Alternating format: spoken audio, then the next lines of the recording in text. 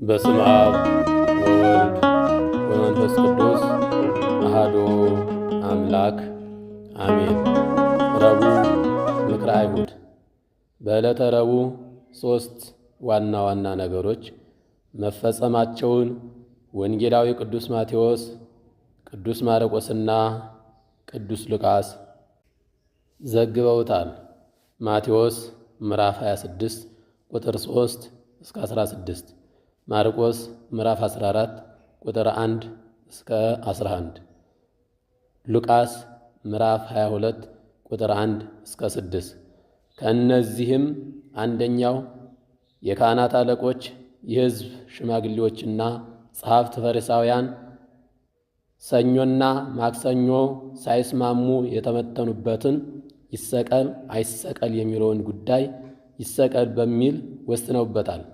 በዚህም ምክንያት ዕለቱ ምክረ አይሁድ ተብሏል። አይሁድ ክርስቶስን ለመስቀል ምክራቸውን በውሳኔ አጽንተውበታልና። ሁለተኛ፣ ጌታችን ከለምጻሙ ስምዖን ቤት እያለ ዘማዊት የነበረች ማርያም እንተ እፍረት ከ300 ዲናር በላይ የሚያወጣ ሽቱ ከነብልቃጧ ሰብራ በጌታ ራስ ላይ አፍሳበታለች። እግሮቹንም በእንባ እያራሰች በፀጉሯ አብሳለች።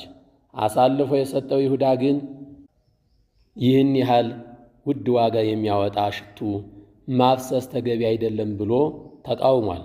ጌታችን ደግሞ መልካም አድርጋለች፣ ድሆች ሁልጊዜ ከእናንተ ጋር ናቸው፣ እኔ ግን ሁልጊዜ ከእናንተ ጋር አልኖርም፣ እንዲያውም ስሟ በወንጌል ተጽፎ ለዓለም ይነገራል ሲል አሞግሷታል። ማቴዎስ ምዕራፍ 26 ቁጥር 3 እስከ 16። በዚች ሴት ተግባር የተነሳ ይህ ዕለት የመልካም መዓዛ ቀን እና የእንባ ቀን ተብሎ ይጠራል። ሦስተኛ፣ ከዳተኛው ይሁዳ ክርስቶስን አሳልፎ ሊሰጥ ከካህናት አለቆች በ30 ብር ተደራድሮ የተስማማበትና የተዋወለበትም ቀን ይህ ነው።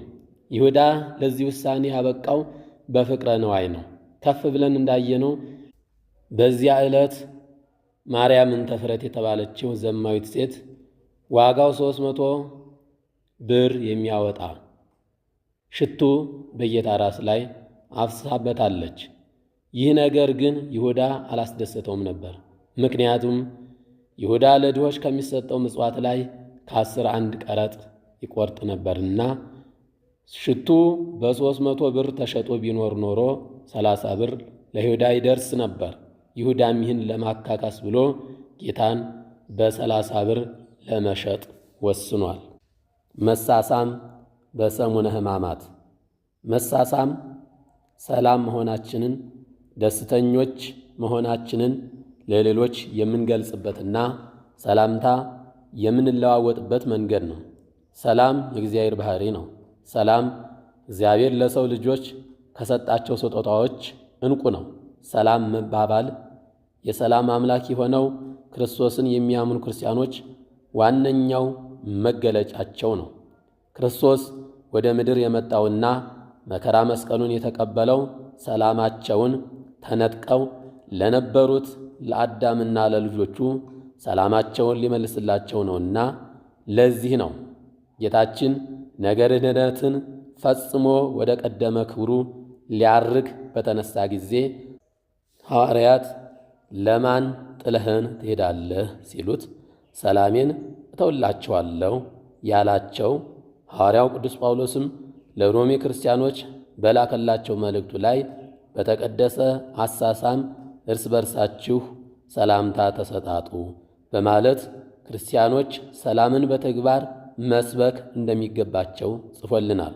ሮሜ ምዕራፍ 16 ቁጥር 16።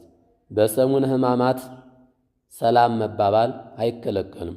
ሆኖም ሳምንቱ አዳምና ልጆቹ በመከራ የኖሩበት የ5500 ዘመን መታሰቢያ በመሆኑና አዳምንና ልጆቹን ለማዳን የመጣው ክርስቶስም መከራ የተቀበለበት ሳምንት ከመሆኑ ጋር ተያይዞ በይፋ ሰላም አትባባሉ ባይባልም ብዙ ምዕመናን ሰላም ከመባባል ይቆጠባሉ። ለምን የሚለውን ቀጥለን እንመለከታለን። አንደኛ የሐዘን ሳምንት ስለሆነ። ሰሙነ ሕማማት ክርስቶስ ስለ አዳም በደል፣ ስለ ዓለም ኃጢአት በእንጨት መስቀል እጁና እግሮቹን ተወጥሮ በብረት ችንካር ተቸንክሮ የብርሃን ፊቱም ደም ለብሶ ሥጋው አልቆ አጥንቱ እስኪታይ ደሙም እንደ ክረምት ውሃ እስኪፈስ 6666 ጊዜ የተገረፈበትን ለጻድቃን መንግሥቱንና ክብሩን የሚያወርስ ለኃጣንም ምሕረትንና ቸርነቱን የሚያደርግ ጌታ ድሃ ተበደለ፣ ፍርድ ተጓደለ የሚለውን ጌታ አይሁድ በጭካኔ ሞት ይገባሃል ብለው የመስቀል ሞት የፈረዱበት ሳምንት በመሆኑ የሐዘን ሳምንት ነው። በሰሙነ ሕማማት ቅድስት ድንግል ማርያም የልጇን መከራ አይታ ሩሩሁ አንጀቷ አልቻለምና የሚያጽናናት የሚያረጋጋትና አይዞሽ የሚላትም ዘመድና ወዳጅ አልነበራትምና እንባዋ እንደ ክረምት ውሃ እየጎረፈ የፈሰሰበት ያለቀሰችበት ሳምንት መታሰቢያ እንደመሆኑ የድንግልን ሐዘን እያሰብን እናዝናለን፣ እናለቅሳለን እንጂ ደስ ብሎን አንሳሳምም። በዚህ ሳምንት ሐዋርያት ተስፋቸው፣ አለኝታቸው፣ መጽናኛቸውና መድኃኒታቸው የሆነው ጌታ ስለተለያቸው በፍጹም ሐዘን ነበሩ። እኛ ክርስቲያኖች ይህን ሁሉ ሐዘን እያሰብን በሐዘን የምናሳልፍበት ሳምንት ነው። ሐዘንተኛን ያጽናኑታል እንጂ እንኳን ደስ አለህ ብለው አይስሙትምና። በሰሙነ ሕማማት ደግሞ በክርስቶስ ስም ክርስቲያን የተባለው ሁሉ የክርስቶስን መከራና የድንግል ማርያምን ሐዘን በማሰብ ስለሚያዝኑ ከመሳሳም ይቆጠባሉ።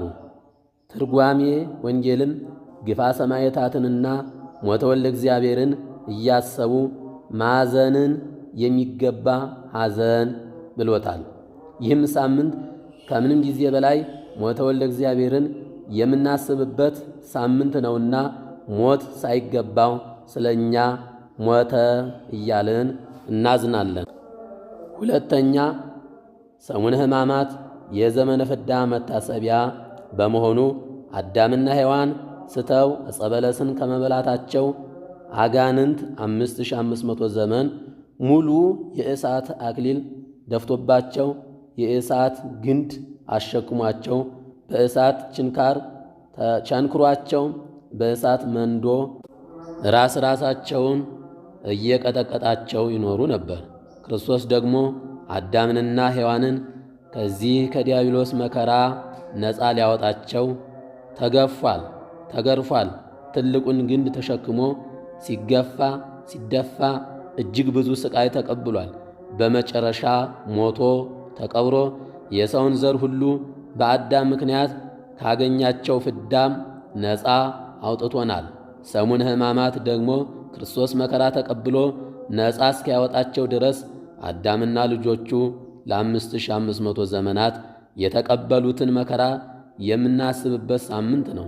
ክርስቲያኖች በዚህ ሳምንት የአዳምና የሔዋንን ኃጢአት ያገኛቸውን መከራ እያሰቡ አንድም አዳምና ልጆቹን ለማዳን ጌታ የተቀበለውን መከራ መስቀል እያሰቡ ያዝናሉ፣ ከመሳሳም ይቆጠባሉ።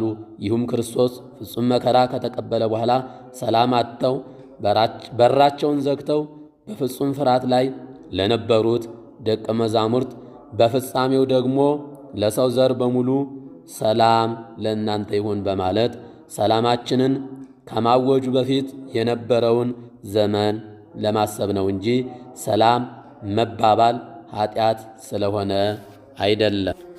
ሦስተኛ ስለ በደላችን የምናለቅስበት ሳምንት ስለሆነ ነው። አዳምን በሲኦል ያኖረው ክርስቶስንም ለመስቀል ሞት ያበቃው የአዳምና የሔዋን ጥፋት ነው። ኢየሱስ ክርስቶስ ግን ከአዳም ጀምሮ በሲኦል የነበሩትን ነፃ ከማውጣቱ በላይ ከአዳም በዘር ይተላለፍ የነበረውን ጥንተ አብሶንም አጥፍቷል።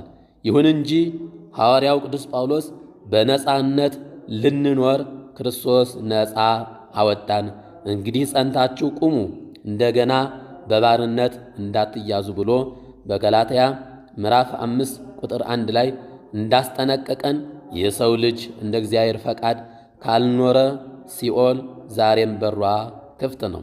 በሯን ከፍታ የምትጠብቀንን ሲኦል ላለመግባት ያለን ብቸኛ አማራጭ ደግሞ በመከራ መስቀሉ ነፃነትን ያወጀልንን ጌታ ስለ እኛ በተቀበልከው በመከራህ ማረን እያልን የንስሐ ለቅሶ ማልቀስ ብቻ ነው። በሰሙነ ሕማማትም ምዕመናን ከመሳሳም የሚቆጠቡበት ኀጢአታቸውን እያሰቡ በሐዘንና በለቅሶ የሚያሳልፉበት ነው እንጂ ብንሳሳም ኀጢአት ይሆንብናል ብለው አይደለም። አራተኛ ይሁዳ ክርስቶስን በመሳም አሳልፎ መስጠቱን በማሰብ ከ12ቱ ሐዋርያት አንዱ የነበረው ይሁዳ ከ11ዱ ጋር የተመረጠበትን አገልግሎት ትቶ በፍቅረ ነዋይ ተነድፎ መምህሩን ለጠላቶቹ አሳልፎ ሊሰጥ ተስማምቶ በመጣ ጊዜ በመሳም ነበር ያሳያቸው።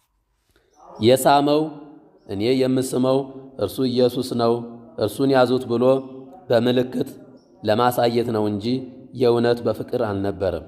ኢየሱስ ግን አምላክ እንደመሆኑ የሚሰወረው የለምና ተንኮሉን አውቆበት ወዳጄ ሆይ በመሳም አሳልፈህ ትሰጠኛለህን ብሎታል። ሉቃስ ምዕራፍ 22 ቁጥር 48። ዛሬም ክርስቲያን ተብለን በስመ ክርስቶስ ተጠርተን ሳለ ለተጠራንበት ስም የሚስማማ ግብር የሌለን ለገንዘብ ለጊዜያዊ ክብር ብለን የቤተ ክርስቲያን ሀብትና ንብረት የምንበዘብዝ ብዙዎች ነን። ለራሳችን የምንፈልገውን ጥቅማ ጥቅሞችና ክብር ካላገኘን የሥርዓተ ቤተ ክርስቲያን መፋለስ፣ የምእመናን መበተን የማይገደን በእኛ ስም የምንነግድ ምንደኞችም ጥቂቶች አይደለንም።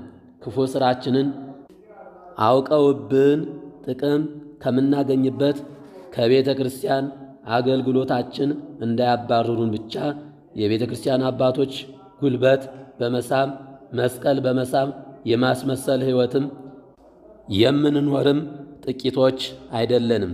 ይህ ተግባር ደግሞ ከይሁዳ ጋር ያመሳስለናል። ይሁዳ ይህን ሁሉ ጥፋት ከፈጸመ በኋላ በጥፋቱ ተጸጽቶ ንስሐ በመግባት ፈንታ በብልጠት ከጌታ ቀድሞ በመሞት ጌታ በሲኦል ያሉትን ወደ ገነት በሚያወጣበት ጊዜ አብሯቸው ገነት ለመግባት በማሰብ ታንቆ ሞቷል። ነገር ግን አልተሳካለትም። እኛም ከብልጠት ይልቅ በየዋህነት ልክ እንደ ቅዱስ ጴጥሮስ በተሰበረ ልብ ውስጣዊ በሆነ ሐዘንና በእንባ ወደ አምላካችን የምናለቅስበት ሳምንት ይህ ነው። በዚህ ሳምንት ከመሳሳም ከምንቆጠብበት ምክንያቶችም አንዱ ይህ ነው። ሳምንቱም በአንደበት ፍቅር ሌሎችን ለጉዳት ስላደረግንበት ሕይወታችን ይቅር ይለን ዘንድ አንደበታችንን ገትተን በመቅደሱ ውስጥ እናሳልፋለን።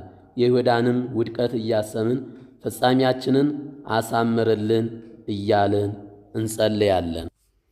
በመጨረሻ በሰሙነ ሕማማት መሳሳም፣ ሰላም መባባል የለም ስንል ሚስጥሩ ለገባቸውና ከላይ በዘረዘርናቸው ምክንያቶች እያዘኑ በጾም በጸሎት በስግደት በእንባ በቤተ መቅደስ ስለሚያሳልፉት ምእመናን ነው እንጂ ከዚህ ውጭ ያሉት ሰዎች ሰላም ስላሉን አለመመለስ ማለት አለመሆኑን ማስተዋል ይገባናል።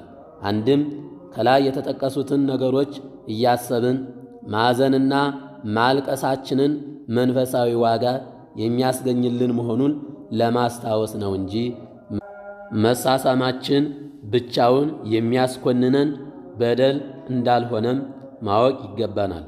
በአጠቃላይ ሰሙነ ሕማማት ላይ መሳሳም የለም ሲባል ጌታችን ስለ እኛ የተቀበለውን መከራ መስቀሉንና ሞቱን የእናቱን የድንግል ማርያምንና የደቀ መዛሙርቱን ሐዘን በማሰብ እንዲሁም ክርስቶስ ይህን ሁሉ ዋጋ የከፈለልን እኛ ዛሬም ድረስ በኃጢአት በርኩሰት እየኖርን መሆናችንን አስበን የንስሐ የቁጭት ሐዘን የምናዝንበት በለቅሶ በዋይታ ኪርያላይሶን ይቅር በለን እያልን በቤተ መቅደሱ የምናሳልፍበት ሳምንት መሆኑን ለመናገር እንጂ ለሌሎች ሰላምታ መንፈግ አለብን ማለት አይደለም።